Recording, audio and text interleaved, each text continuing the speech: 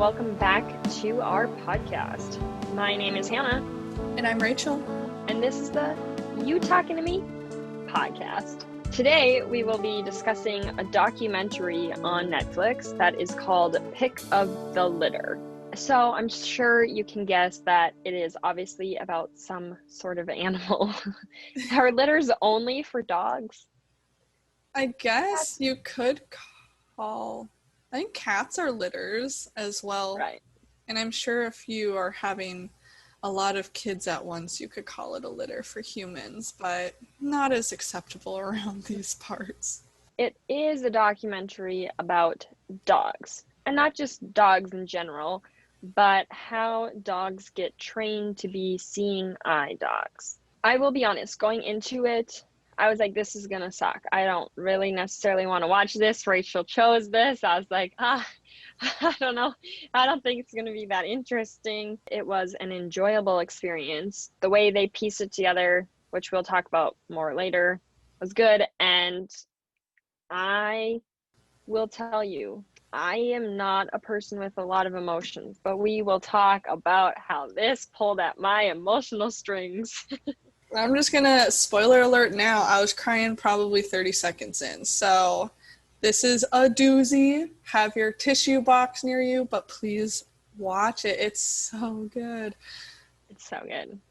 It is something that I swear everyone should watch, especially if you don't know much about people that would benefit from having a seeing eye dog.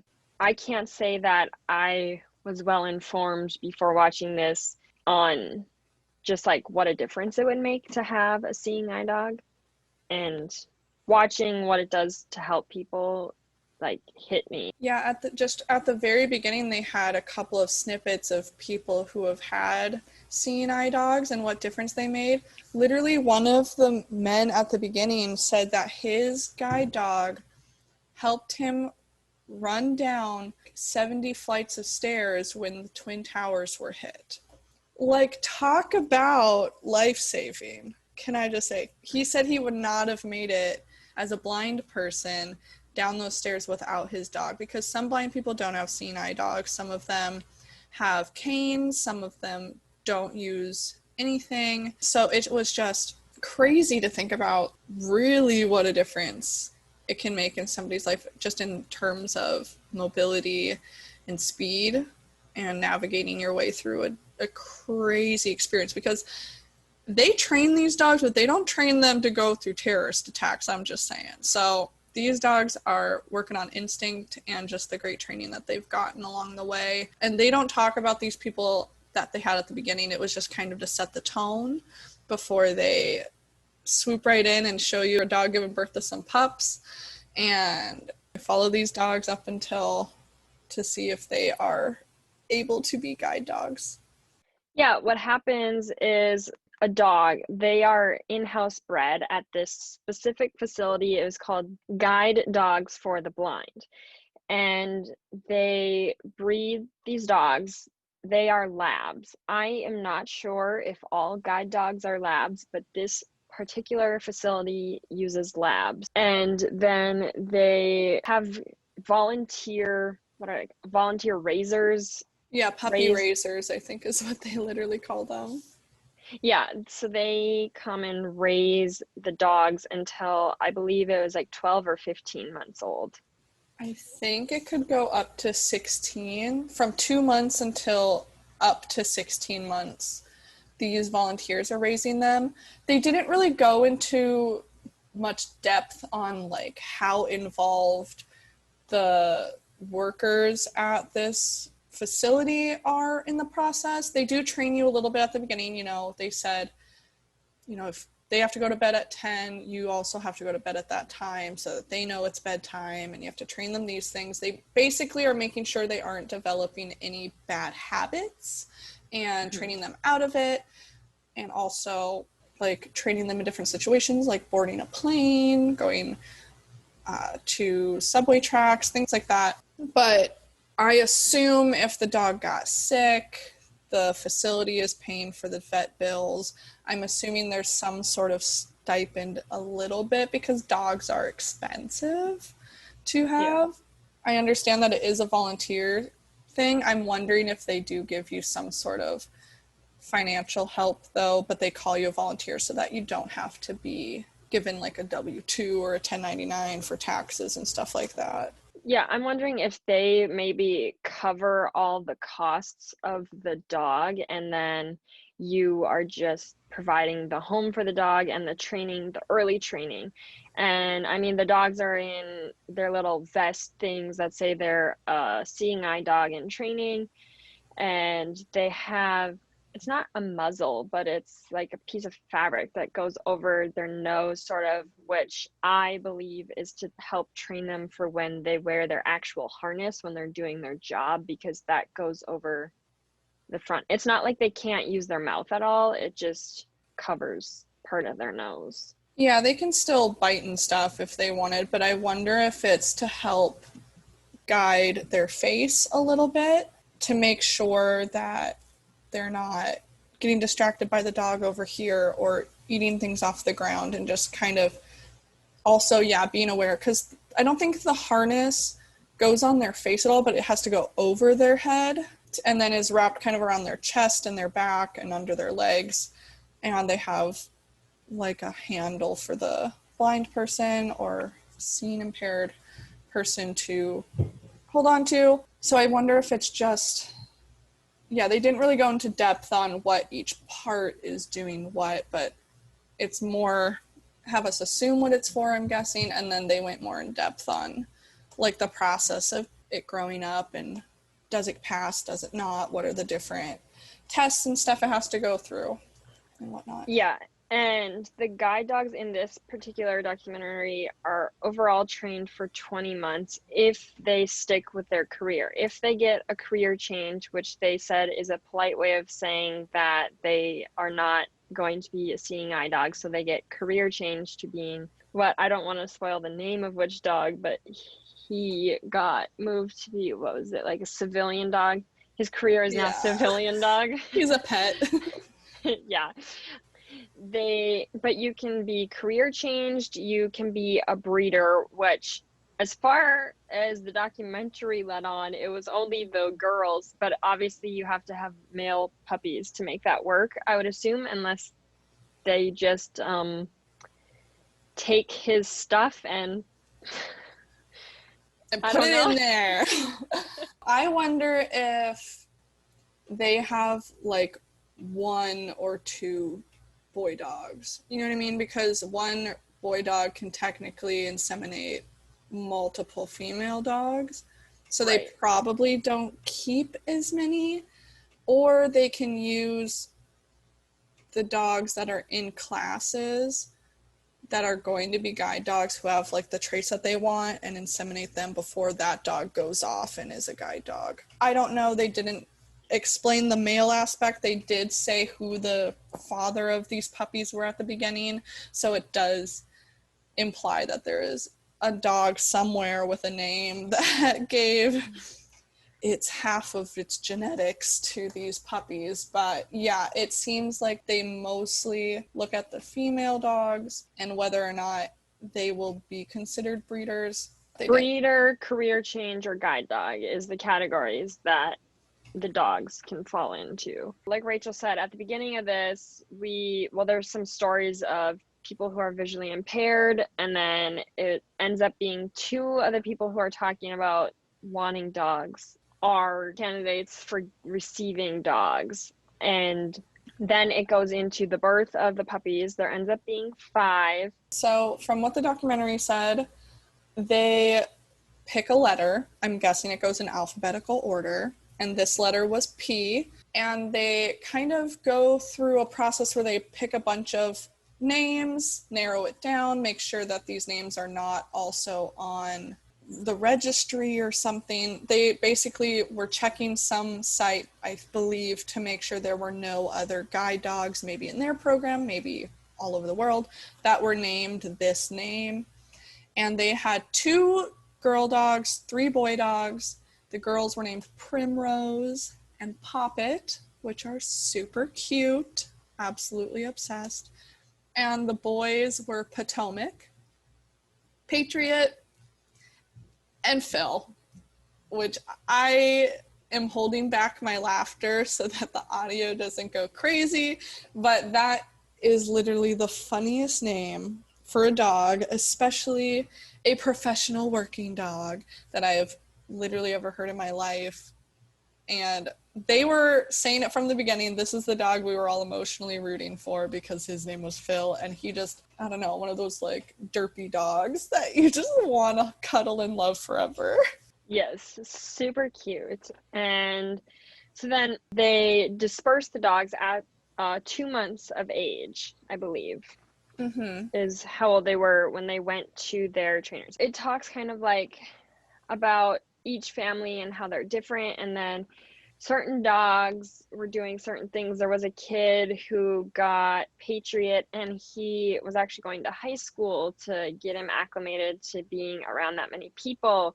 And then there were new trainers, old trainers, people who had had like 10 dogs before. And then it goes into talking about how they kind of want them to make sure they're not pulling, and obviously they're still going to act like puppies right away because they are puppies, but it's just watching them, how they react to different situations.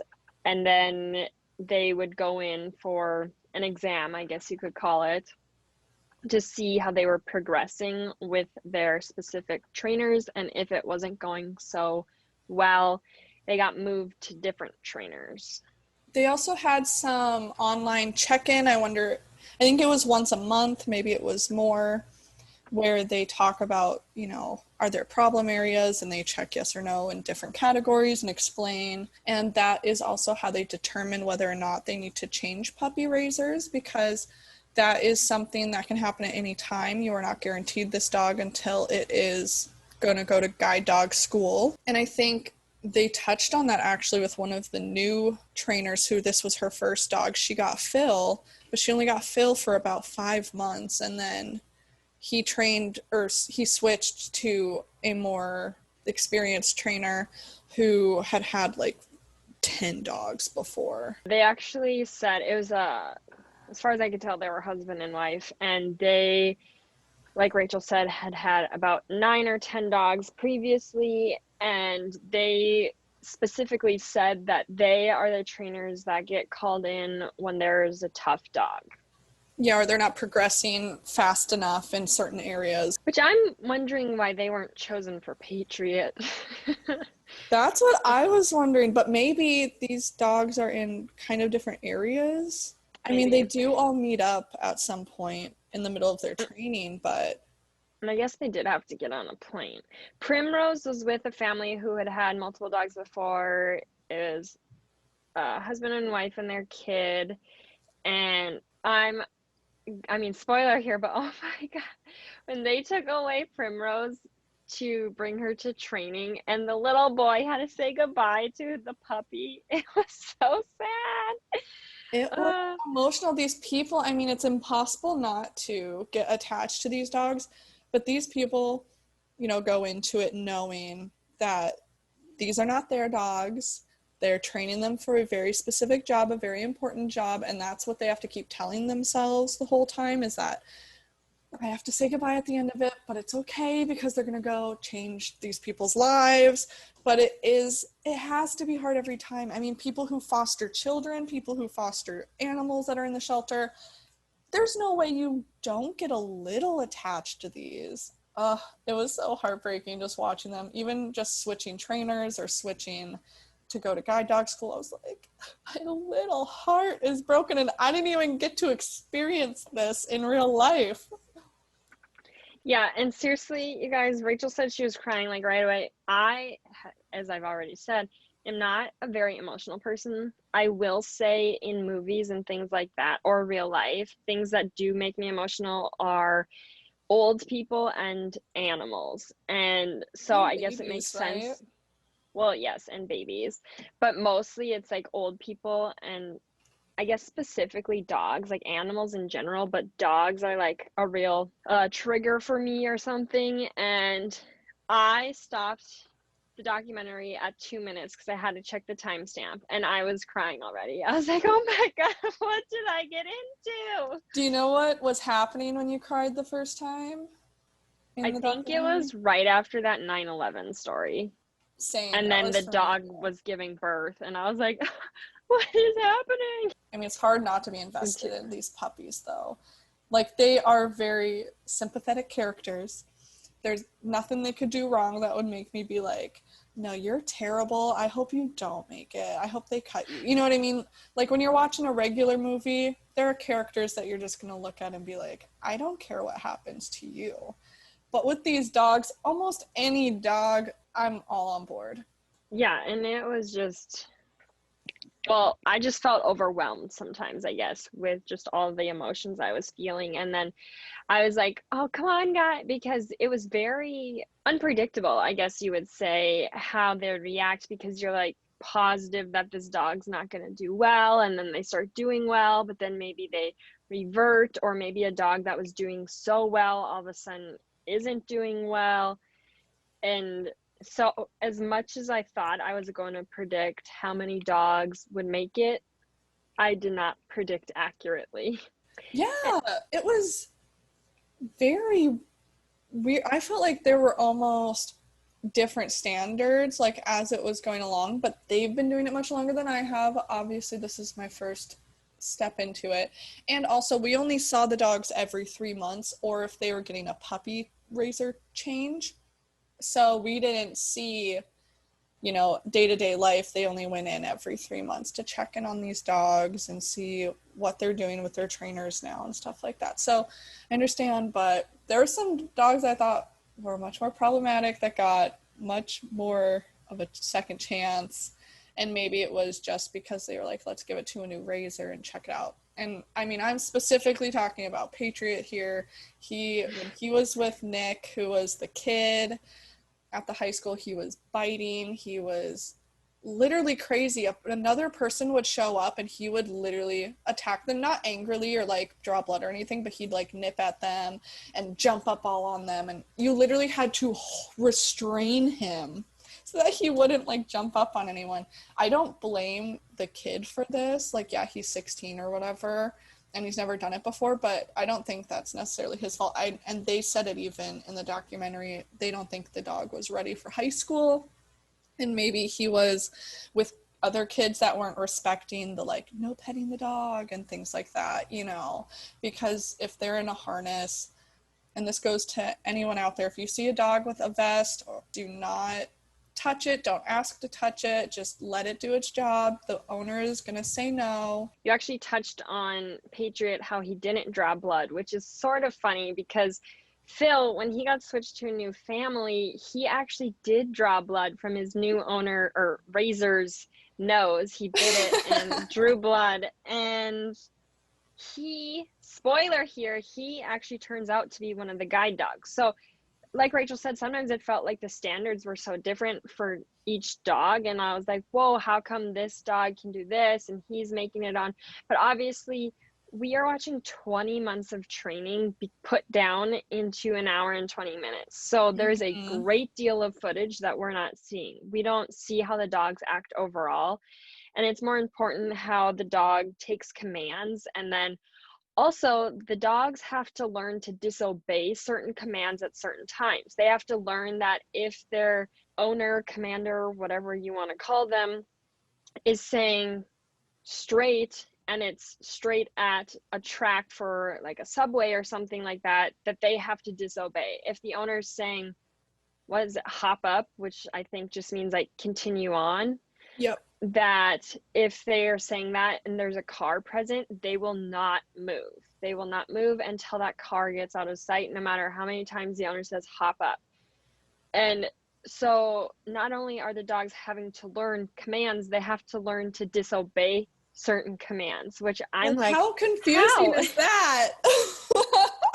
And they also they did a test where a person was holding treats next to the dog, and the dog has to look at it and look back to their owner, ignore the treat. Ignore the treat. So also with don't touch a dog that's in a vest, don't try to feed them. That's not your place. Yeah, don't will confuse them, and that's the last thing you want to do is confuse a dog who's literally guiding someone who can't see fully. But with like Patriot at the beginning, He's wild, he's rambunctious, he's biting. He goes to a new owner who is another man, and he lives with his mother. He was an Iraq veteran, and they just talked from right from the get-go, how perfect is it that we got Patriot, you know, being an American soldier. His name is Adam, I believe.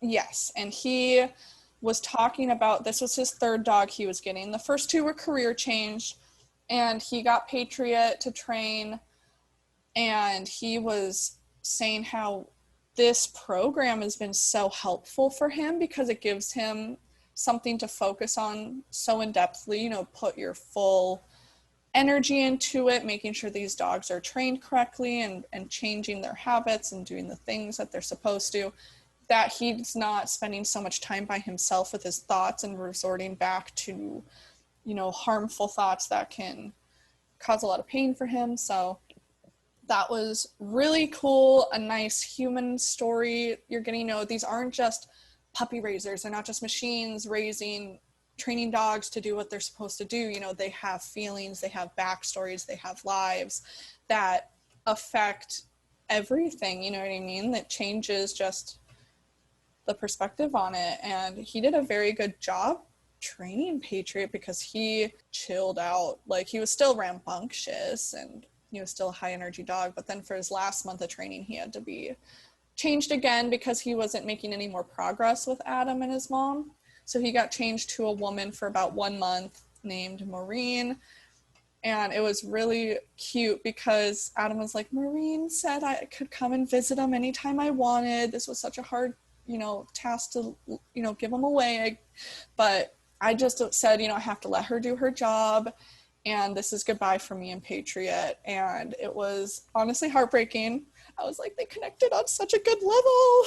But Patriot did end up going to school, and he passed his first round of tests, which is like obedience and just the commands, I'm pretty sure it was.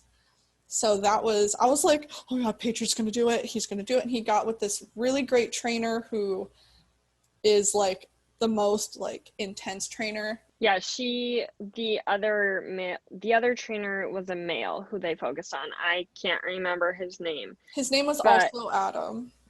Oh yeah, that's why. I was like, I feel like I was gonna say it's either Adam or Ben. So Adam he's a very good dog trainer. He actually ended up training 2 dogs, whereas the woman, did you catch her name? Sarah? I don't know. Yeah. She was, you could tell like their style was different. He was better for dogs who maybe had a little less energy and needed a little less guidance, but she was there she seemed maybe more patient and just knew how to work with the dogs that needed more attention. So she got 1 dog, and that was Patriot. And spoiler, he does end up failing. He gets a career change. They, being the guide dogs for the blind, called Adam and said, I'm sorry, he did fail, which is a hit at anyone's like ego, I suppose, because you're like, oh, I wanted my dog to pass. Also, but like, did I do anything wrong? What could I have changed the outcome? I mean, everyone, they said, kind of goes through that mentality, and everyone wants their dog to go on and be a guide dog for the blind, but it's sometimes just like not their fault. I mean, most of the time it's not their fault, you know?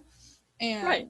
And they obviously must vet out these people so that you're not getting some lazy punk with no life that doesn't care about dogs, you know what I mean? Like, there's obviously some sort of vetting process to make sure that you know what you're doing. So it can't be your fault. And so when they called Adam, they said there's 2 options. I don't remember the exact name, but it's like the dogs for diabetes dogs are interested in Patriot. If you are not interested, the first choice is you could keep him for your own, or he can go become a diabetes dog. And they're like, you can have some time to think about it. He's like, yeah, I thought about it. All I need. He is my dog. He's been my dog. It was so cute. It was so cute. And so he actually technically got career change to be an unofficial PTSD dog for Adam, which I thought was amazing. The other dog that got a career change was Potomac. He just was too interested in if things were on the ground. He wanted to eat them and stuff like that. So he got career changed to a civilian dog. Yeah, that was like 12 months in. He just got cut from the program before even, the tests and evaluating into going to school and stuff like that. Before going to school, because they decided that for him specifically, it would just be much better for him and his happiness, well-being, to not continue the training, because he just was showing that that was not what he wanted to do. He didn't want to be a guide dog, which is just fine, and so they respect that that was the dog's wishes. He now lives in Portland, Oregon with a family, and they had like, at the end of movies about like real people or whatever, it's like, this person went on to write 20 books and saved the world hunger and blah blah blah, right? Well, his was like, Potomac now lives in Portland, Oregon with his family. They say he's a very big handful. Yeah. And I was like, I can see it. So the dogs that went on to training, then like continued training, are Poppet, Phil, and Primrose. And they had to decide which dogs were going to be fit, and they were looking at the two female dogs, Poppet and Primrose, and they were looking at which one exhibited more energy or was less likely, I suppose, to be a guide dog maybe. And so they decided that Primrose was going to be the breeder. Yeah, and they kind of stated that it was dogs that had very good qualities, but maybe couldn't do the day-to-day tasks. Yeah, she had more energy than Poppet, and so they decided that she would be a better fit for a breeder because of that, even though she did extremely well in training and her classes. Right. And then so it's really down to Phil and Poppet. They are getting trained. The two people who would be receiving dogs are Ron. He is a man who has never had a seeing eye dog before, but he really wants a seeing eye dog so that he can go and be more independent on walks. Specifically, he wants to be able to go hiking, which having a seeing eye dog would allow him to do that. And Janet, I believe this was her fourth seeing eye dog, and she said that having a dog, just allows her to do so much more than just walking with a cane.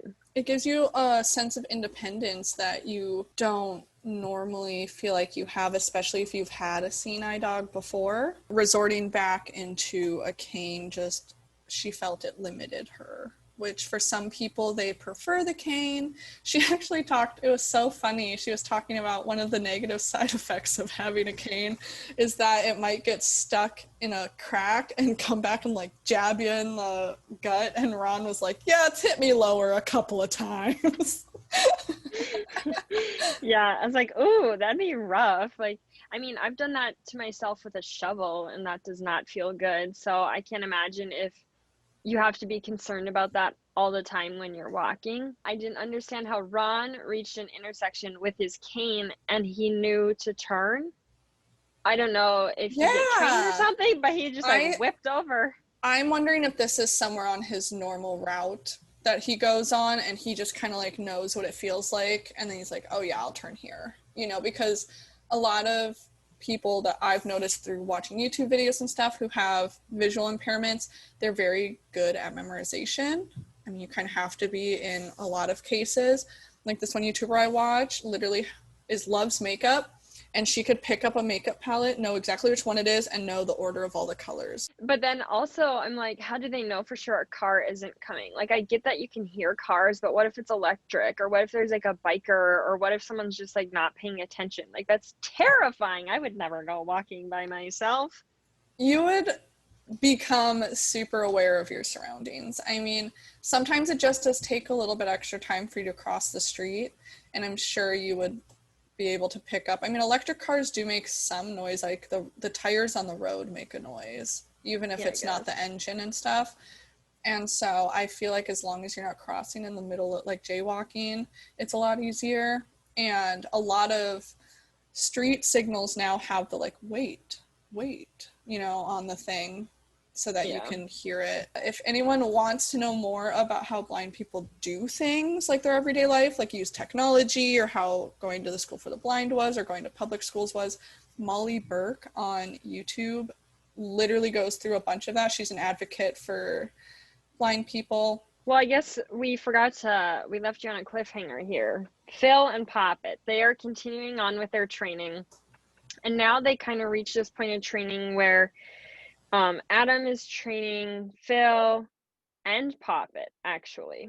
And so he walks around doing different commands with the dogs and doing different tests. Like they have sidewalkless walks, and you have to like go up to cars, and then you have to know to stay away from cars, and there's different commands. They had a literal, one of the people like basically look like they're gonna hit them to make sure that the dog will like walk away or divert you in a different direction and stuff. I was honestly wondering, like, how do they do that? Yeah, they just have like a mini car that has a camera on the top, and it literally looks like they're gonna hit the dogs because of the little GoPro. Yeah. Oh my god. And they, obviously and this whole time Adam is in a blindfold. He has and a so person then, following behind him, kind of tapping his shoulder when he knows to stop, just in case the dog fails to tell you to stop, and things like that. It's so cool to watch this process. it is. And when they're walking around town, these people are walking at a quick pace. I'm like, holy, like I walk fast, but these people, I don't know, I would slow down my pace, I'm pretty sure, if I didn't know where I was walking. Even if I trusted the dog, I don't think I would trust it that much, because I need to see.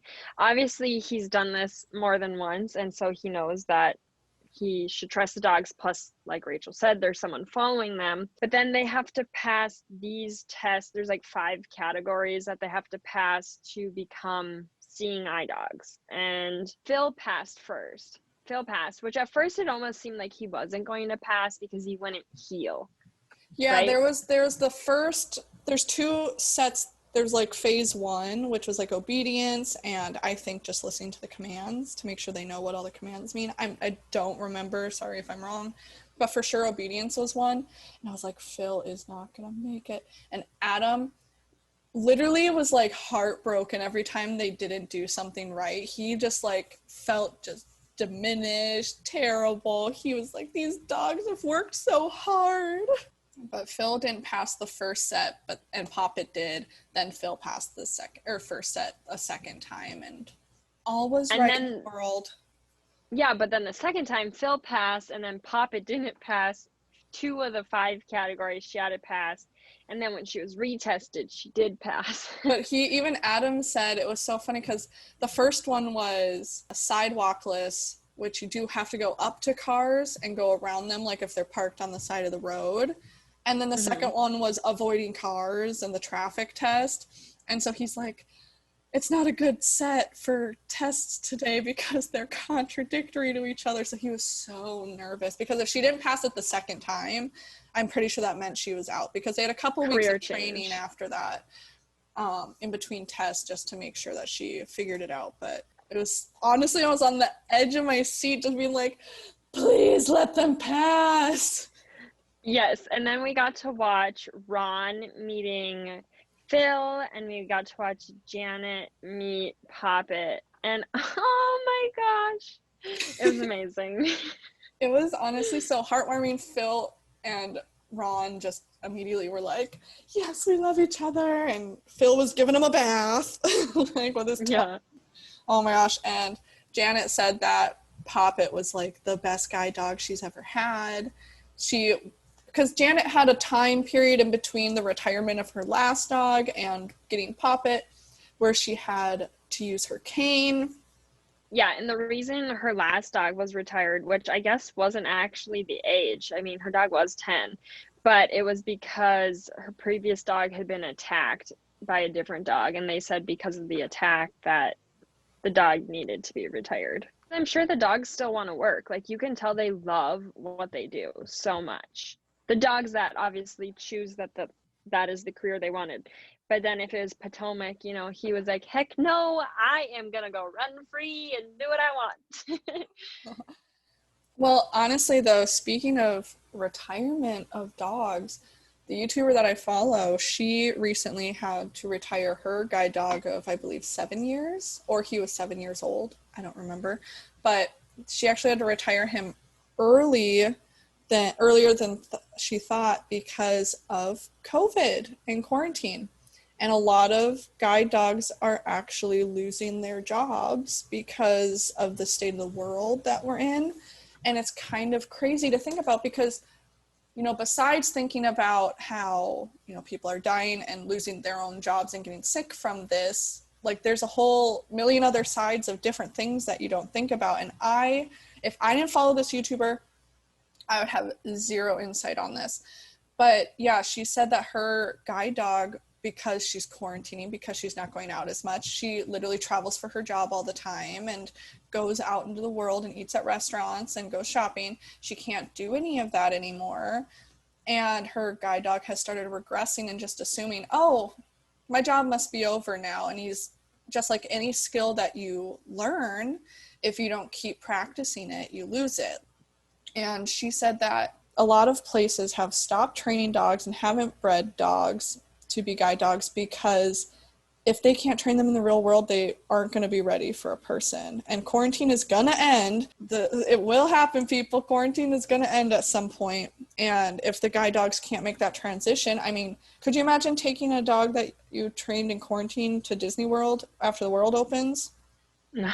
I don't think They'd so. be so overstimulated, it wouldn't even be funny. A lot of people are put on a really long wait list right now and have to resort back to using a cane or walking with a person and stuff like that, or just And not maybe leaving they their can't house. walk with a person because of COVID. You don't Mm-hmm. know who they're living with or what the situation is. And so, I don't know, that's complicated, confusing. But I do think that this particular documentary is something that people should watch. And it's Mm-hmm. something, why aren't we taught more about things that I guess you could say minorities live with? Because not everyone is visually impaired. I get that. So why aren't we taught more about that? Because there are people who are visually impaired. And a lot of times if we're not taught things, you might look at someone as weird or like, oh, why are they like that? Why do they have that dog? I don't get why they need that dog.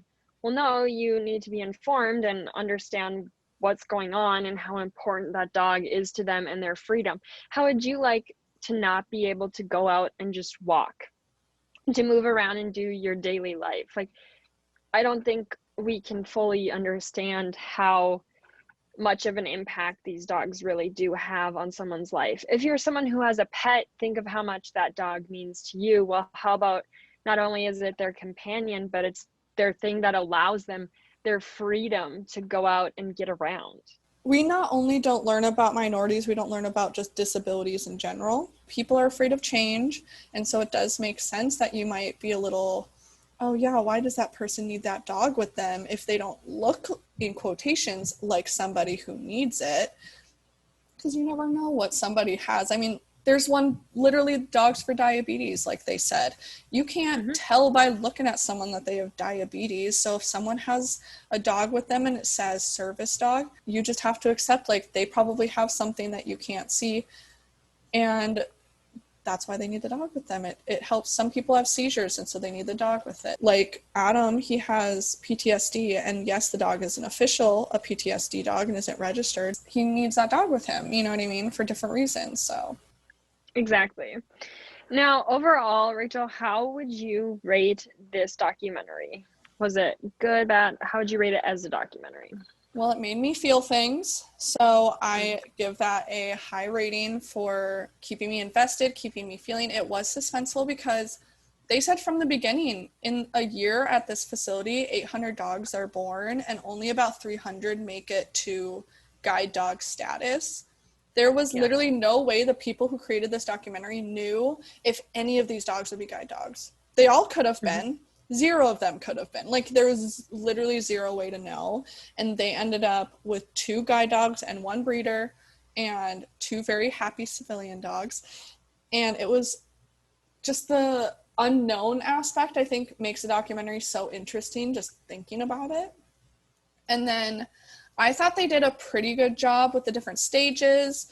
And I think they had some text slides. I think some of them could have been achieved in an interview. There was nothing I really disliked, and they were honest. Like, the first lady who got Phil assumed or said that she was told, or said she was never told that Phil could be taken away at any point, I guess. Mm-hmm. Even though it is a standard, maybe it was written in something she signed and she didn't see it. Maybe she was told that. Maybe somebody slipped. Who knows? But she was like very upset that she wasn't going to get Phil the whole time to train him. And then they even showed one of the people at Guide Dogs for the Blind saying like, well, it is very known, like, you're not guaranteed this dog and blah, blah, blah, things like that. So it was honest. It didn't just, take the Guide Dog for the Blind side. It didn't take Patty's side, who was the woman who had Phil. They showed both sides, because then the people who were doing the documentary, I don't think were invested on one side or the other, like had a bias, so I really did like the honesty aspect as well. Right. So overall, out of 5 paws, what would you give it? 4.5 paws for this documentary. Yeah, I think they told a good story, and I do like that they were honest, because also the people at the place where they were breeding the dogs, they said, people do get attached, and then it's amazing to watch how they know how hard it's going to be and how they have to just like put their feelings for the dogs aside. Like, they can't get attached at all. This is their job. They have to look at it from that cut and dry type of thinking, like, nope, no emotions involved in this. And I liked how they had the stories at the beginning. My favorite aspect of it was, I don't know what you would call this. Maybe there's a term in writing that where it's kind of like a Groundhog's Day effect, where it started with the dog giving birth and it ended with the dog giving birth. That's like a circular ending. Okay, and I liked that, and I was like, yep, let's go again. Let's watch this next litter. Let's see what happens. Yes, I felt the same way. Primrose had 5 puppies, literally a repeat of her litter. I don't know how many were different colors. Like, there were 2 yellow labs and 3 black labs in the original. I also, going with the, they can't have emotions and stuff like that, the trainers and the people like at the Guide Dogs for the Blind, is they literally have to be willing to cut these dogs at any point from the program. They can't just keep giving them second chances, because these are, like we said, people's lifelines. So it was very, like, they know how emotional it is. The trainers know how emotional it is. Everybody along the way is invested in these dogs, but they have to do it from a professional setting, which I think would be very difficult. But I'm sure you do learn how to, and I'm sure they never lose their empathy or anything, because they do all care about them. You can't have a job like this and be like, dogs or whatever. So I guess the other thing I would say for my rating would be that the only thing I didn't like was some of the cinematography, which I get, it's a documentary, it's like different, it doesn't need to look pretty, but honestly, I've seen YouTube videos that have way better film quality. And like, in what way? Nothing stood out to me, so I would like to hear what specifics you have. Well, I don't know if it's the transitions, it just seems so cut together, like it sometimes didn't seem like it was so cohesive. And then personally, I didn't like how occasionally, which once again, I know it's a documentary, but when you're like in this moment, typically the person behind the camera is not going to be talking, but they broke that rule in this, where sometimes the person behind the camera was talking, which to me, if it was like in an interview setting, that'd be cool. But it's just like some of the way they were shooting the angles and stuff, I just felt like, wow, 4-year-old with a camera could have done that. Like, obviously the camera itself was much better quality than whatever certain people would have, but I just felt like they could have added some better like angles or way of shooting. And sometimes like I feel like they were walking and it's maybe just not that stable or something. I wanted so badly at the end for them to just say, this is the T litter and these are their names. I just wanted that, and I would have been, I think, happy. I think I was left an unsatisfied circle ending because they didn't name the dogs, and that's all I wanted. I just wanted to be like, this is Timon and Tina. And I'm like, come on, just give me some names. Yes, I felt that too. So I guess overall, I think my rating would be 4 paws, not 4.5, but that's just me. It's okay to be wrong. I will say, Hannah, there is some good news because supposedly there is a 6-episode series out on Disney Plus of the same name that follows more dogs by the same people. Maybe we'll do a follow-up episode for the podcast on and, compare it. Yeah, let us know if you want us to do that. And speaking of like series, we are toying with the idea of like watching the first episode of a series to see if we would want to continue watching it. And we're looking at some movies on Disney Plus along with our Netflix movies. I don't know if you have any other streaming services, but the last thing that I feel like we should discuss is, do you feel like you could be one of the volunteer trainers? Oh, hot take. Well, okay. One, I'm allergic to dogs, but I Same. would take an allergy pill every day for the rest of my life if it meant doing this. I think right now in my life, absolutely not. I would be a terrible dog owner. I'm a terrible human owner. I can't even take care of myself half the time. So I know for a fact, as a graduate student, as someone who's just about to like go into a field that is very much like intense and time inducing, I would have no time for that.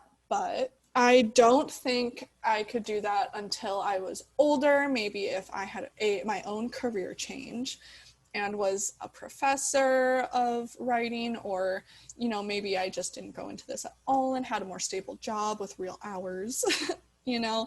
I would want to, more than anything else. I would love to do it, but I don't think I could for a little while.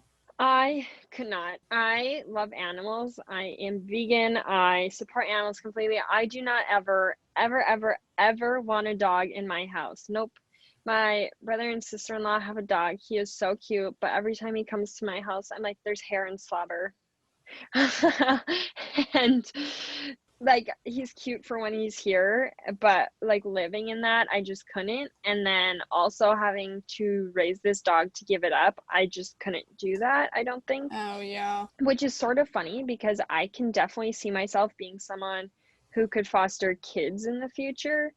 But for some reason, when it's a dog, I'm like, absolutely not. I don't think that if this dog came into my house and I actually was like good with it in my house, that I could give it up. I'd be like, nope, I can't do that. Dogs don't last forever as guide dogs, so when they have to retire and become pets, it's very looked down upon or discouraged that you keep it if you get a new guide dog. I think that's all I have to say on this documentary. Do you have anything else to add? No, that's all I have to say. If y'all want us to watch the Pick of the Litter series, if it's still available, please let us know. I'll probably watch it anyway, so just let me know if I get to make a podcast about it. Let us know if there's any requests. You can comment on our YouTube channel, on our Instagram, which is youtalkintome.podcast. Follow us there. You can email us requests as well at youtalkintomepodcast@gmail.com. Our YouTube is You Talkin to Me Podcast. If you want to find us and find links to whatever you're looking for, that'll be on our Instagram. We're kind of all over the place now, and just keep your eye out for more. We're posting on Mondays at 10 a.m. Eastern. Well, I think that is all we have for our podcast today. So my name is Hannah. And I'm Rachel. And this was the You Talkin to Me podcast. Bye. Bye.